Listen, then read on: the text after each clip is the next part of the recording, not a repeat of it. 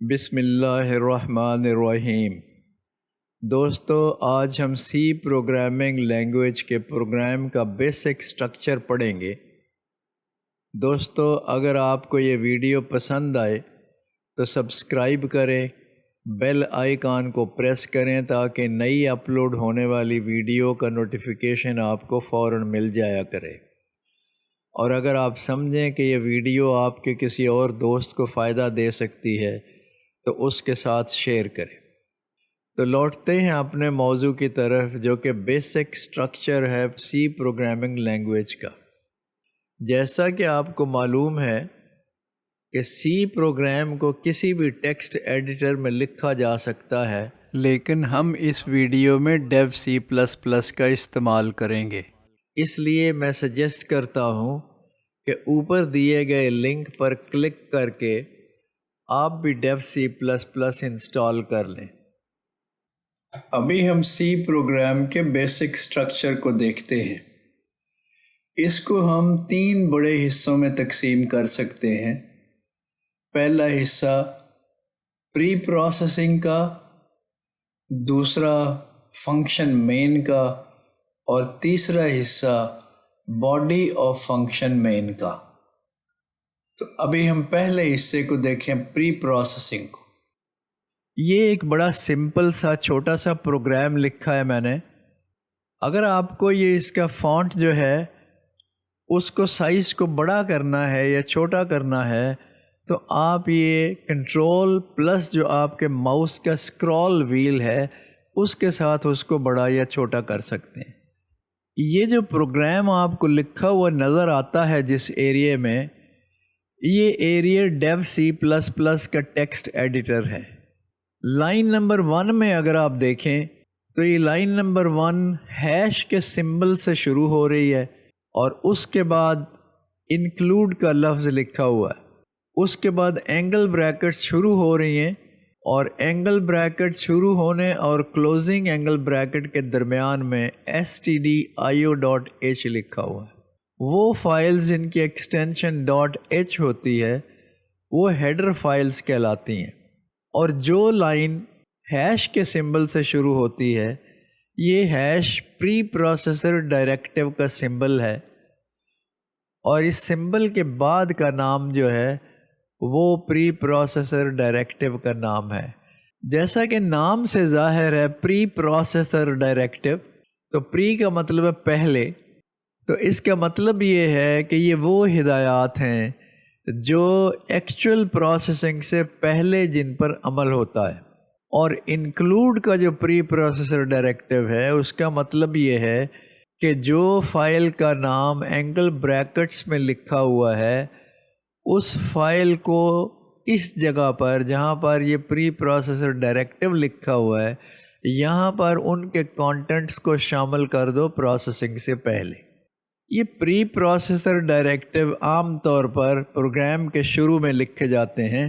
اگر آپ ان کی ڈیٹیلز جاننا چاہتے ہیں تو اوپر دیے ہوئے لنک پر کلک کریں۔ اب یہ ہمیں فائل انکلوڈ کرنے کی ضرورت کیوں محسوس ہوئی ہے؟ اس کی وجہ یہ ہے کہ لائن نمبر 5 کے اوپر ہم نے ایک فنکشن لکھا ہوا ہے جس کا نام ہے پرنٹ ایف۔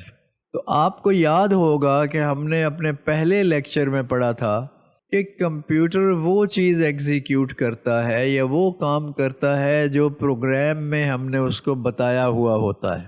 تو اب ان 6 لائنز کے کوڈ میں ہم نے تو کمپیوٹر کو نہیں بتایا یا اس کے اندر کوئی ایسی انسٹرکشن نہیں لکھی ہوئی جو یہ بتا سکے یہ پرنٹ ایف کا مطلب کیا ہے اور کمپیوٹر نے پرنٹ ایف کے اوپر کیا ایکشن کرنا ہے۔ دراصل پرنٹ ایف ایک آؤٹ پٹ فنکشن ہے جو ہمیں ٹرمینل ونڈو کے اوپر یا آؤٹ پٹ ونڈو کے اوپر رزلٹ ڈسپلے کرتا ہے۔ اور وہ کون سا رزلٹ ڈسپلے کرتا ہے؟ جو پرنٹ ایف کے ساتھ جو پیرنتھسز ہیں ان کے اندر ڈبل کوٹس کے اندر جو لکھا ہوا ہوگا اس کو ڈسپلے کرے گا۔ تو اس پرنٹ ایف کے فنکشن کا علم ہمیں stdio.h کی فائل سے ملتا ہے جہاں پر اس کے پروٹوٹائپ یا فنکشن پروٹوٹائپ لکھے ہوئے ہیں، اور stdio.h بنیادی طور پر ان پٹ اور آؤٹ پٹ فنکشن کے لیے استعمال ہوتی ہے۔ جہاں تک فنکشن پروٹوٹائپ کا تعلق ہے، ان کی تفصیل انشاءاللہ ہم جب فنکشنز پڑھیں گے تو اس میں ڈسکس کریں گے۔ یہ یاد رہے کہ سی لینگویج ایک کیس سینسٹیو لینگویج ہے اور اس میں اسمال اور کیپٹل لیٹر کی تمیز ہوتی ہے۔ دوسری یاد رکھنے کی بات یہ ہے کہ ہر اسٹیٹمنٹ جو ہے اس کے آخر پر ایک سیمی کولن لگایا جاتا ہے، اور اگر آپ سیمی کولن نہیں بھی لگائیں گے تو پھر بھی آپ کو ایرر ملے گی۔ اب ہم آتے ہیں لائن نمبر 3 کی طرف، جس میں لکھا ہوا ہے void main اور اس کے بعد 2 پیرنتھسز ہیں۔ یہ مین فنکشن کہلاتا ہے اور سی پروگرام میں لازم ہے کہ کم از کم ایک فنکشن ہونا چاہیے، اور اگر وہ ایک ہی فنکشن آپ نے لکھا ہے تو وہ مین ہوگا، یعنی ہر صورت میں ایک مین فنکشن کا ہونا لازم ہے۔ اس کے علاوہ آپ جتنے بھی فنکشن لکھنا چاہیں اس کی کوئی قید نہیں۔ آپ کو اس مین فنکشن کے لکھنے میں ویریشنز ملیں گی۔ مثال کے طور پہ void main void بھی ملے گا آپ کو، void main بھی ملے گا، صرف main بھی ملے گا، اور int main بھی ملے گا۔ لیکن ہم اس بحث میں اس وقت نہیں پڑھیں گے کہ یہ اتنی ویریشنز کیوں ہیں۔ ہم جس طرح لائن نمبر 3 میں لکھا ہوا ہے void main، اس کو فالو کریں گے۔ void main کی پیرنتھسس کے بعد اگر آپ دیکھیں تو لائن نمبر 4 کے اوپر اوپننگ بریس ہے اور لائن نمبر 6 کے اوپر کلوزنگ بریس ہے۔ یہ بریسز جو ہیں یہ مین فنکشن کی باڈی کو ظاہر کرتی ہیں، اور جتنا بھی کوڈ یا انسٹرکشنز ہم کمپیوٹر کو دینا چاہتے ہیں وہ ان دونوں بریسز کے درمیان لکھا جاتا ہے، جیسے لائن نمبر 5 پہ ہم نے پرنٹ ایف لکھا ہے۔ اب ہم نے کہا کہ مین فنکشن کا ہونا لازم ہے اور یہ کریٹیکل ہے، تو کیوں مین فنکشن کی ضرورت ہے؟ اس کی ضرورت اس لیے ہے کہ یہ فی الحال تو ہمارے پاس صرف ایک ہی فائل ہے اور ہم نے صرف 6 لائنز کا کوڈ لکھا ہے۔ اگر ملٹیپل فائلز ہوں گی تو کمپیوٹر کو کیسے پتہ چلے گا کہ میں نے کہاں سے ایگزیکیوشن کو سٹارٹ کرنا ہے؟ تو بنیادی طور پہ مین کا فنکشن جو ہے آپ کے پروگرام کی ایگزیکیوشن کا انٹری پوائنٹ ہے۔ اب یہ پروگرام ہم نے سی لینگویج میں لکھا ہے۔